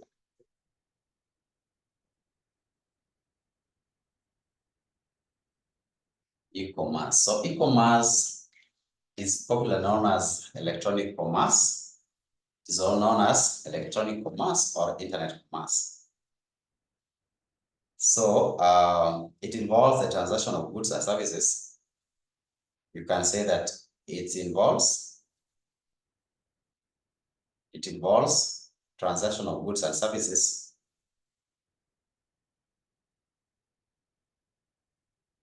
It involves transaction of goods and services, comma, the transfer of funds and exchange of data. The transfer of funds and exchange of data.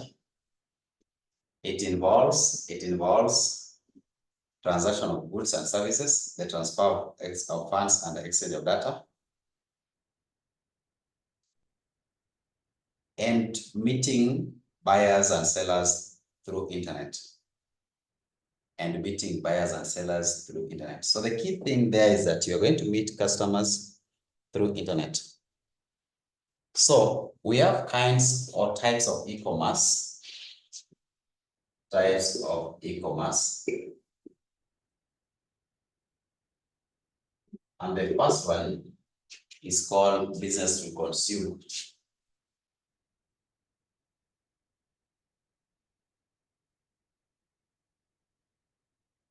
Business to consumer, also written as B to C.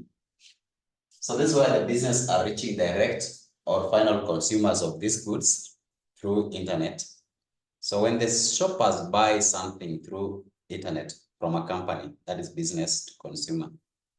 When you're buying from the company direct and you're the final consumer, it is business to consumer. But we have also business to business.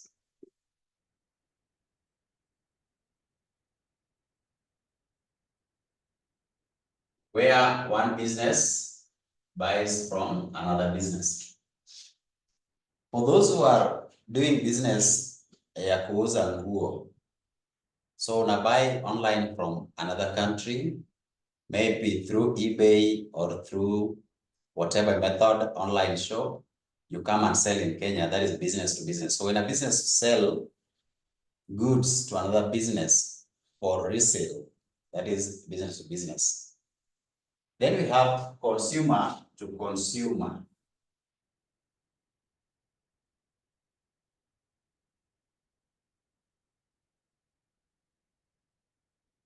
C to C.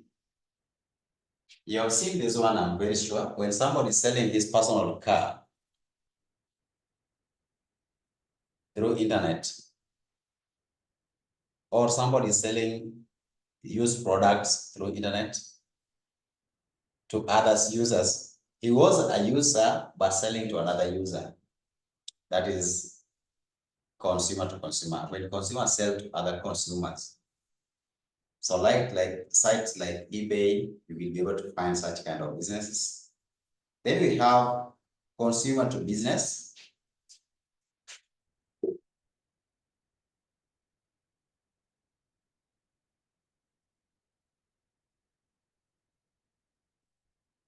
That is C to B.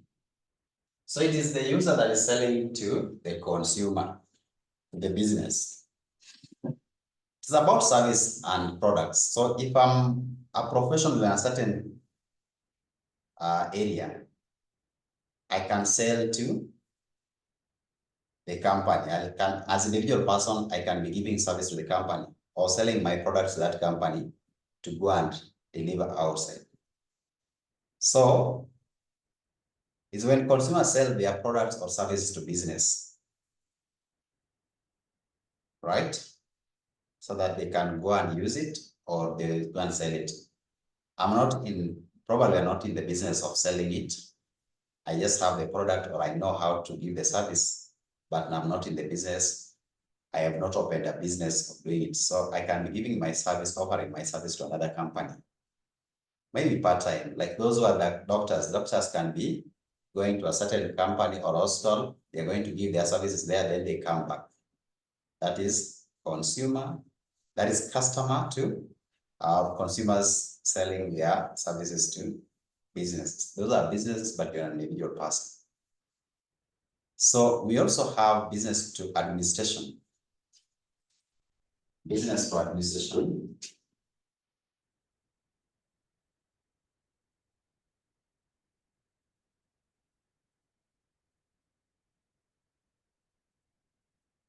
That is a B to A. So business to administration can also be business to government or business to government, where you are giving your services to the public or your goods to the public. So when business offers some services or goods to the public, administration, or to the government, then that is business to government. The same way we can also have consumer to administration or consumer to government, an individual person giving service like legal services, tax services to the government or an administration. That one is called consumer to government or administration. If you're doing it under your business, then it is consumer to business. It is business to administration. So let's look at the benefits of e-commerce. So these are types of e-commerce, the benefits of e-commerce.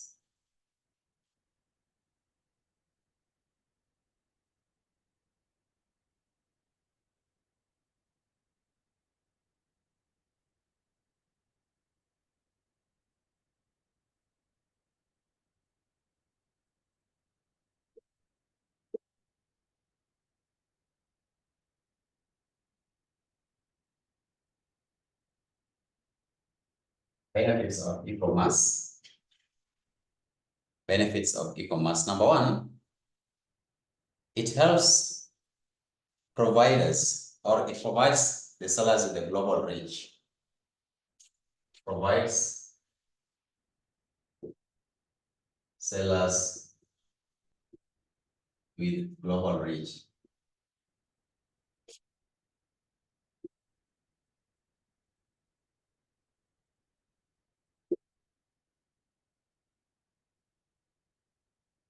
It also helps in lowering transaction cost.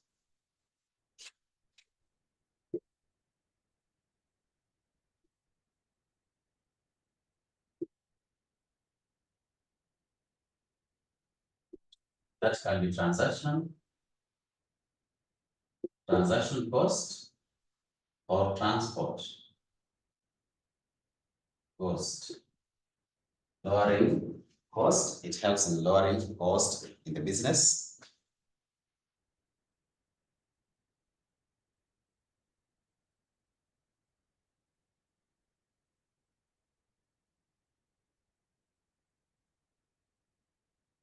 It also ensures quick delivery of services, quick and convenient delivery of services and goods. So say goods and services. Goods and services. Very quick and convenient delivery of goods and services.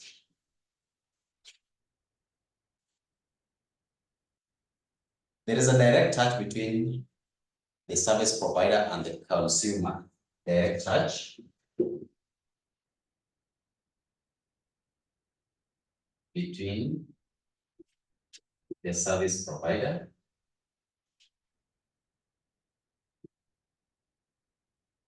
and the consumer. Direct touch between the service provider and the consumer. The first one, it provides sellers with global reach. Provides sellers with global reach. They are able to reach a larger market. That is the benefit of e-commerce. Provides sellers with global reach. Number two, it helps in lowering cost, transaction cost, like transport we have there.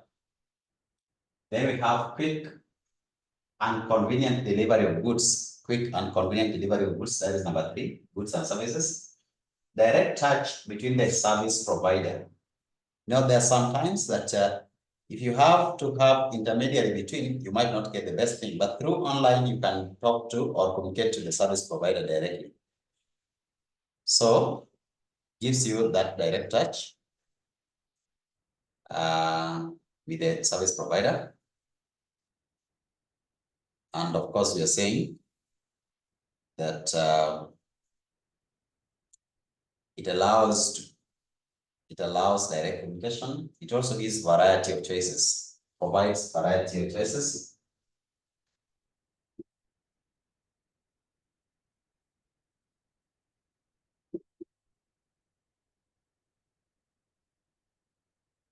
To choices on goods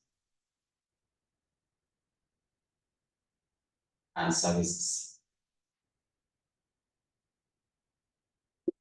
Choices on goods and services. What are the disadvantages of having business online? These online businesses are not very convenient. Sometimes they're not very good.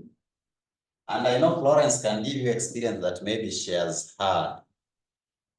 Unabai nguo inakaa maridadi lakini ikifika ni toy. Ni nguo inatosha tu mtoto peke yake. So what you are seeing sometimes on Facebook might not be the real thing.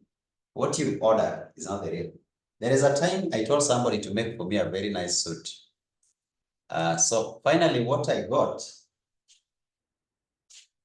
hiyo suit ilikuwa hata haifuniki mkono hapa. Yaani nikivaa inafika hapa na ni suit. Nilimwambia nataka kama hii exactly. Hadi nikamwadia WhatsApp. Akasema this one I'll make for you. Kamuuliza what is the deposit? Kampea. Then I told them, so where are you located? You take measurements.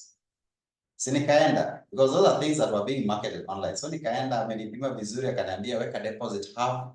After 4 days, kuja. Mazee nilienda 4 days when I was ready to go to the safari. I couldn't believe. Yaani unaweka mkono kwa mfuko because you don't want people to see your hands. Shati imetoka nje. So Nairobi is bigger than Kenya. You can't see the last one. The last one was, it provides variety of choices on goods and services. Provides varieties of goods and services.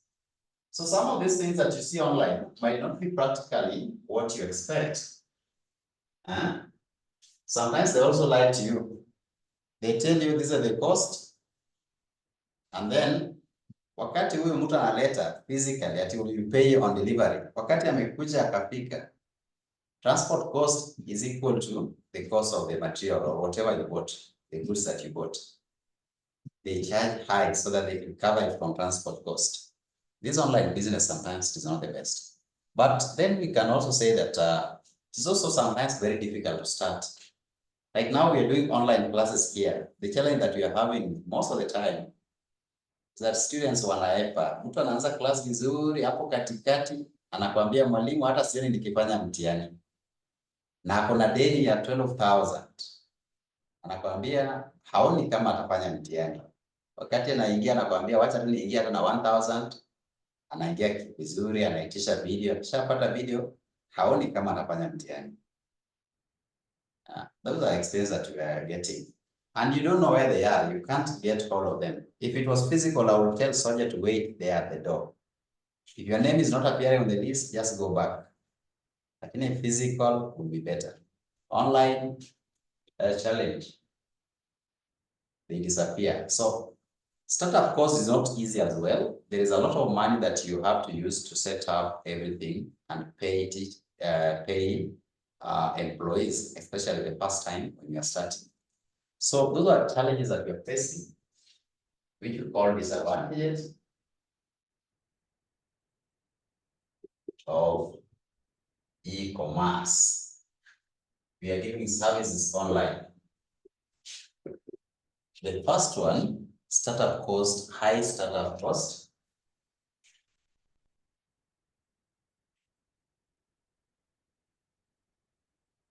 For making up, developing website, e.g. for developing website and app. Those are very challenging.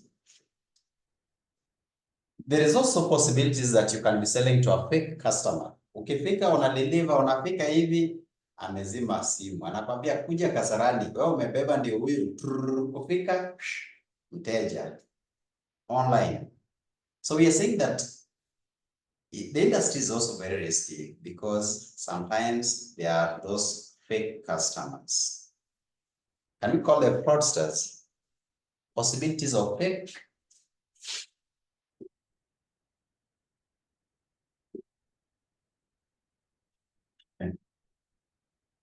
customers or fraudsters.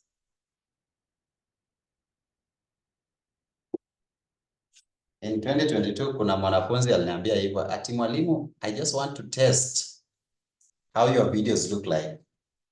Nitumie video za FR, nikamtumia zote. Alafu akazima simu. Sasa namuona tu ameniblock, lakini namuona kwa WhatsApp zingine akiambia watu, if you need video for FR section 3 inbox at 100 shillings. Zile nilipea. Si tumeona maneno hapa. Anauza na sahi ameniblock. So we have such kind of customers. So that kind of challenge is there. The other one is a feel of impersonal. There is a feel of impersonal. There is a disconnect between you and the customer. Hakuoni, there is a feel of impersonal. There is a feel of impersonal, right? Security is also another issue. Even the people who are doing deliveries, they are not safe. Security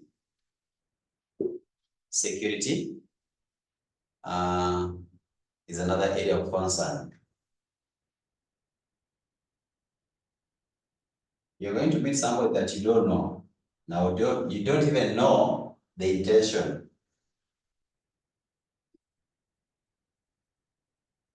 Unaweza fika na ukose kurudi. The other one is fulfillment problem. Fulfillment problems.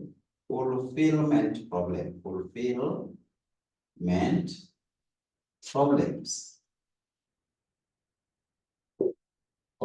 problems, it happens in both sides. You can come, deliver, and reject. You might also deliver wrong one. If it is a service, you give the service, anapotea na deni. Or maybe we promise that we're going to teach classes in your year. Kuna we are telling you that we have good classes, all units kupika, classes hazifanyiki. That is also another problem. So the buyer might not fulfill the part of the obligation, and the seller might also fail to fulfill their part of the obligation. Of course, another issue that you can remember about is that we are using I can call them gadgets or electronic machines that are also exposed to malware. You know, malwares are viruses. There is also a possibility of interception of the messages. You send a message, somebody can intercept and read that message. Here, there is a possibility that somebody can fake and use wrong email. You know the customer that normally frequently send you the request. Yeye ndiye anatuma order every time. Siku moja mtu mwingine ndiye anatumia login zake na anatuma order. Unaenda una deliver, imeenda hivyo. When you now request for payment, unakwambia, did I request? But I saw your email. No, that was not me. Those are also challenges of e-commerce. E-commerce. Somebody can hack and even make order and deliver. So that requires electronic sign-off, where you can be able to sign and identify yourself. Thank you so much. That is the end of this topic. So we are asking you here about 3 marketing strategies. You can check if you can now try these questions. Florence, kuna watu walinifanyia mambo. Anakuja, anakwambia, anataka tu umtestie videos, aone mfuadie. Alafu unamrushia. Sasa unamwona tu pale WhatsApp ana advertise 100, unapata video zote za FR. Mwingine pia alikula pesa ya another foreigner. And the funny thing, he was a Kenyan. And the foreigner was from Rwanda. I think he was from Rwanda. He wanted management, ELM, the LM notes and videos. So they negotiated and he agreed that he can share with him. Sasa anakuja pale ana negotiate na mimi, nikimpea video anarusha pale. When I realized that that is happening, I stopped and I deleted all the videos. Ilibidi the guy from Rwanda had to call me. Na ananicall complain that Mr. So and so is your employee. Nikamwambia that guy is not even my employee. So kuna watu wako tu hapo WhatsApp wanachungulia for any opportunity to cause fraud. Na wamenyamaza tu kwa WhatsApp groups hapo. They are not with good intention. Utashangaa ukiwa kwa hii general WhatsApp group, unashangaa mtu ako hapo forever. This person is not even buying anything, is not attending classes. Amenyamaza tu na amekaa tu. Huyo, they're just con men looking for opportunities. So enumerate 3 types of marketing strategies. Najua unaweza toroka na hii sasa. That was August 2022. Enumerate 3 types of marketing strategy. Examine 4 factors that marketing team will consider when selecting an advertising media to use in international market. Sawa, na hiyo ndio tumefanya sasa. So don't be pushed around by the fears in your mind. Be led by the dreams in your heart. Don't be pushed by fears in your mind. Be led by dreams in your heart. That is the last word I'm leaving you with. And have a good night. Any question? In our next class, do you want us to start case study or we look at topic number 4? Number 2, evolution theory of management. Case study. So we shall look at case study. So have a good night. That is Thursday. Tomorrow I'll look at something on FM. And Thursday we shall look at case study. Good night.